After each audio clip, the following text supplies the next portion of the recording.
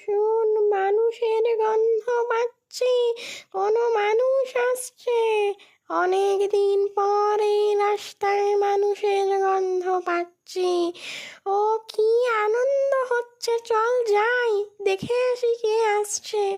অনেক দিন হলো মানুষের মাংস খাইনি। বলে নাচানাচি করছে। ছেলেটা এই সব শুনতে পাচ্ছে। মনে হলো সে তো আর ভয়ে এগোতে পারছে না, তার আর সাহস হচ্ছে না যাবার।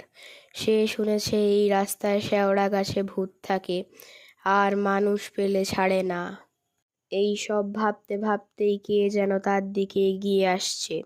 অন্ধকারে ঠিক মতো দেখা যাচ্ছে না, তবুও মনে হচ্ছে যেন দুটি কঙ্কাল নড়ছে, মনে হচ্ছে যেন আনন্দে নেচে উঠছে। অন্ধকার রাতেও কঙ্কালের চোখ দুটো লাল আগুনের মতো। এই রকম অবস্থায় বৃষ্টি জোর হলো। ছেলেটি নিঃশব্দে চুপ করে পাষাণের মতো হয়ে গেছে। এই দিকে মনে হলো দুটি কঙ্কাল তার দিকে চলে আসছে। তারা যেন বলছে, মানুষের গন্ধ পাচ্ছি, আজ মনের আনন্দে মানুষের রক্ত মাংস খাবো। এই এই আয় আয় আয় না, জলদি আয়, দেরি কেন করছিস?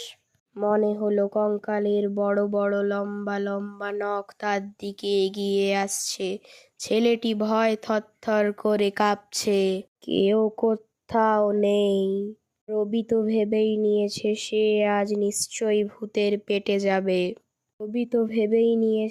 সে আজ ভূতের পেটে নিশ্চয়ই যাবে। ছেলেটি চিৎকার করে উঠল, ভূত আসছে, ভূত!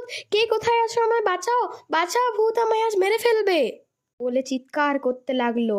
তার মনে হচ্ছে তার কাছে দাঁড়িয়ে আছে কঙ্কাল দুটি, আর বারবার বলছে, তোর রক্ত খাবো, মাংস খাবো, কি আনন্দ, কি আনন্দ!